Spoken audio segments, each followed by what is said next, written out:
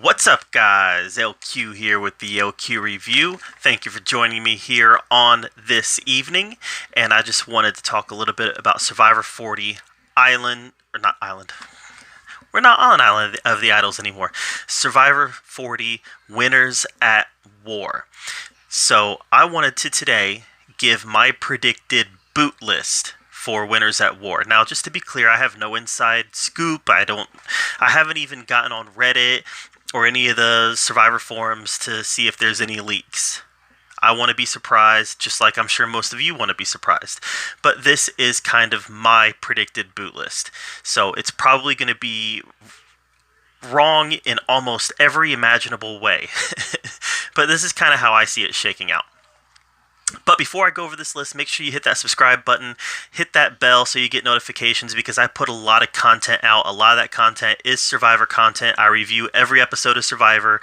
I do Survivor rankings. I do a lot of Survivor content. Want to make sure that you guys are up to date on what I'm doing with Survivor and everything else that I do. So let's dive into it. My predicted boot list for Survivor 40, Winners at War. And I believe that number 20, the first person will be voted out, will be Michelle Fitzgerald. You know, in a competition like this, they're going to target some of the people that they perceive to be the weaker players, and I think Michelle will be one of those players. Somebody who they'll look at and they'll be like, she's not going to help us in challenges, she's a weaker player. Whether that's accurate or not, whether that is something that us audience members perceive to be accurate or not, that's beside the point. I think that she'll be an early target. So 20, Michelle Fitzgerald. Number 19, the 19th place person will be Adam Klein. I think that in a lot of ways he fits into that Michelle mold. You know, I don't think that he's going to excel at the challenges like a lot of the other players will. And I also think that there's a lot of old school players in here. There's a lot of players that have been around for a long time and have really been able to form bonds outside of the game. Adam is a newer player, and I just don't know that he's going to have the same connections as some of the other players do. So I see Adam as being the second boot. The third boot, in 18th place. It breaks my heart to say this because he is one of my all-time favorite players.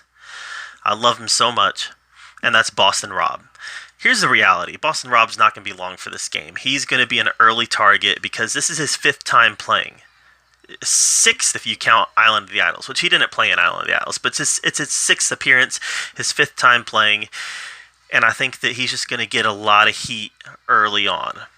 And I think that they'll probably keep him around for the first, second immunity challenge, but once people start suspecting a tribe swap, Rob's going to go, because he'll be an easy target to get rid of. So I see Rob being the third boot, 18th place. The fourth boot, 17th place, will be, in my prediction, Sophie Clark. She is a very strategic player, and I liked Sophie, but I don't know that Sophie has the social skills to get in and make friends with some of these incredibly dynamic players, some of these people with huge egos, people who so much of their game is social. I don't know that Sophie's going to really blend into that so well. So I got Sophie as my fourth boot, 17th place.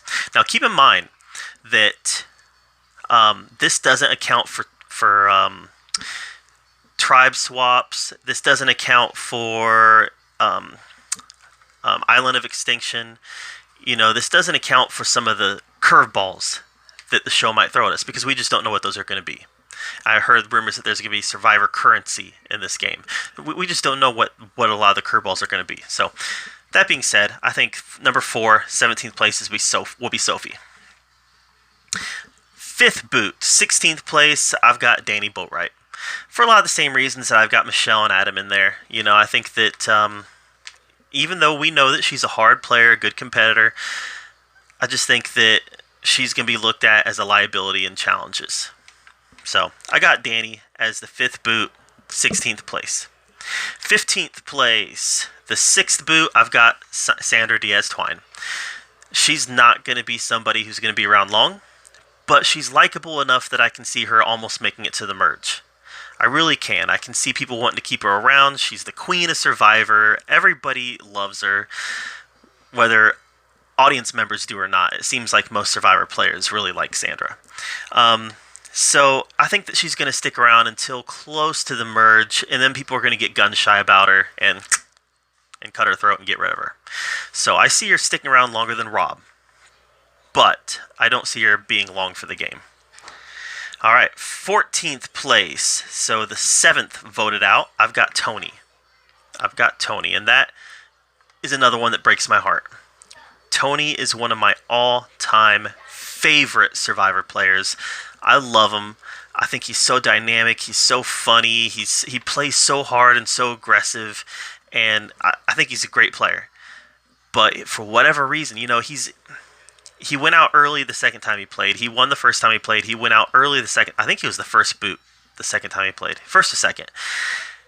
And I don't know why the target on him is so huge, but it is. I think he was the second out the second time that he played. But he's got this huge, gigantic target on him. For whatever reason, people consider him to be this huge threat.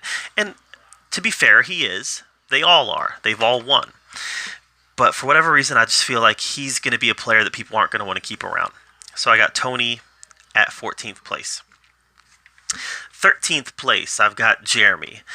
Jeremy is a player that I think people are going to like. They're going to like playing with him. They're going to like interacting with him. He's one of the most likable winners in the history of Survivor, in my opinion.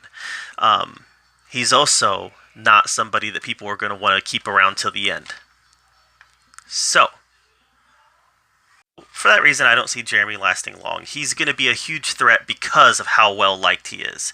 And how well liked he is, it's going to keep him in the game for a while, but I don't see it keeping him in the game long term because of such a threat that he is. So, I got Jeremy taking 13th. 12th place, I've got Amber Mariano. And she's a player that I think could make it much further if it wasn't for who she was married to. She's a player that people like, the players like, and she's one of those players that isn't going to stand out and be too aggressive, and she's going to, what she did in All-Stars, and Australia for that matter, didn't make waves, let somebody else make the waves, and you just kind of slide along. And I could see Amber doing that, but the problem is she's not going to be able to just stay under the radar because of who she's married to. Even if Rob goes out early, like I predict he will, I don't think that Amber's going to be along for the game either, simply because they're not going to see Rob get the $1 million secondhand either. But I do think she's going to make it longer than Rob. I think that she's going to make it about halfway through the game. I've got her in 12th place. 11th place, this one breaks my heart also. She is one of my top 5 all-time players, and that's Parvati. Parvati is somebody who I think could, out of all the big ego, big-time players that I've got going out early, I could see her sneaking further into the game than I'm predicting because she is so savvy and she is so smart about how she plays Survivor. And she's good at challenges, but she also has a huge target on her back, bigger than she probably, outside of Sandra, she's probably the female that has the biggest target on her back. And for that reason, I don't see her going much past the halfway point of the game. I've got her at 11th. All right, here we are at 10th place. 10th place, I've got Nick Wilson. He's somebody that I think is going to not make a whole lot of aggressive moves, and he's going to let the big egos play their game, and he's going to slide along until there's nowhere to hide.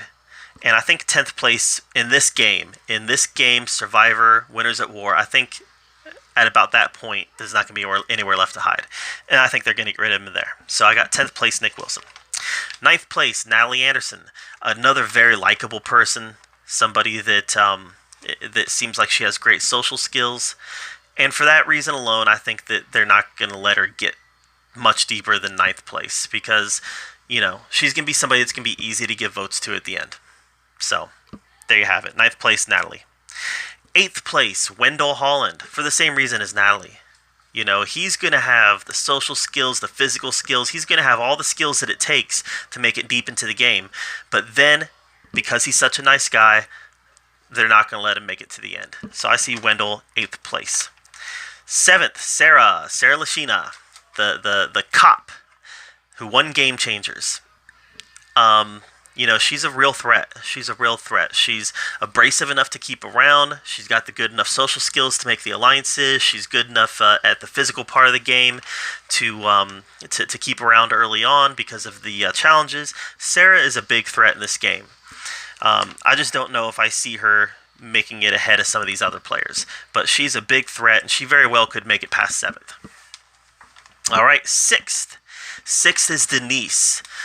Denise Tapley. Denise is one of those players that it's going to be hard to vote out just because of how, she's a therapist, so she's a listener. And she's somebody that players feel comfortable around. They're going to feel comfortable giving her information, and then if she's smart enough, she'll be able to use that information. And we saw it the first time that she played. She was very comfortable. She made people feel comfortable around her, so it was easy to have multiple alliances, and it was easy to play the game without making people angry. So I see Denise making it far in this game, and I've got her going out in 6th place. 5th place, I've got Ben. A lot of people don't like Ben. I like Ben a lot. I think he's a lot of fun to watch. He's very entertaining. He's a very physical player. And I think that he's going to be one of those players that I don't think he's the smartest strategic player. You can't win Survivor without having some strategy. But at the same time, I think that he's going to get an alliance. I think he's the type of player that's going to get an alliance, and he's going to be a vote for an alliance. And then eventually they're going to cut him loose. And I think that you can make it a long ways in Survivor if you are an alliance and you're a vote. And that's the kind of game I kind of see Ben playing here. And I think he's going to make it a long ways doing it. The Tom Buchanan game from All Stars. That's the type I see Ben playing here. So, 5th place. 4th place. All right, we're in our final 4. Final 4, I see Ethan Zohn. And he's one of them that I'm rooting for the most. I want Ethan to win it, or at least take top 3 and make it to that final tribal council. I love the guy. Won Africa. He was the final winner standing in All Stars, and he has since been a survivor in every aspect of the word in real life. And he's such a good guy, too, giving back to his community, and he's somebody that I want to see make it far or win.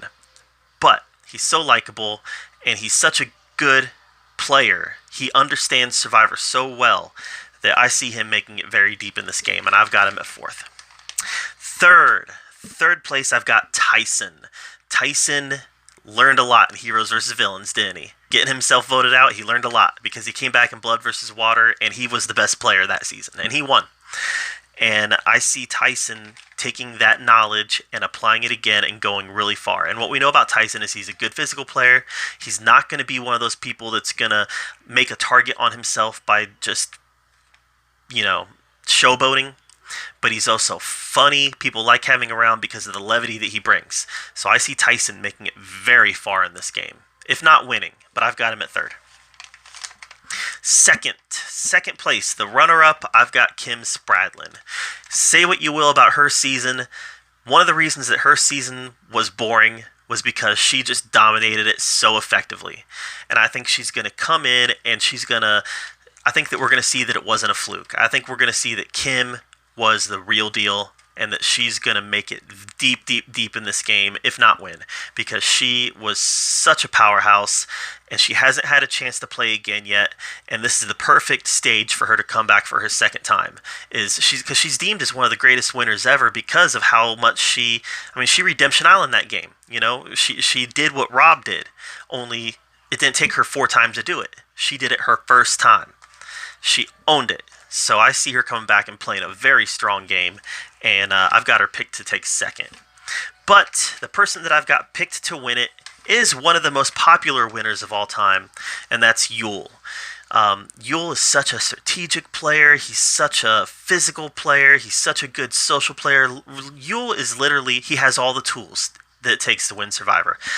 Out of all the players that play, you look at Parvati, you look at Rob, you look at all these guys, Youll has all the tools. And what Youll doesn't have that some of the others do is the target.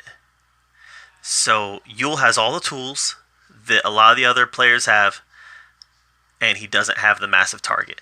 Youll is my pick to win this season of Winners at War. But those are just my predictions. Like I said, no inside knowledge. I could be completely wrong. For all I know, Youll is the first one voted out.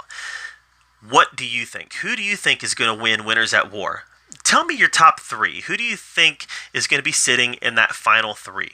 I'd love to hear your thoughts on it. Let me know in the comments down below. And thank you so much for being here at the LQ Review, where we get to talk about all of the geeky, nerdy stuff that we love to talk about, including Survivor. And until next time, we'll see you guys later.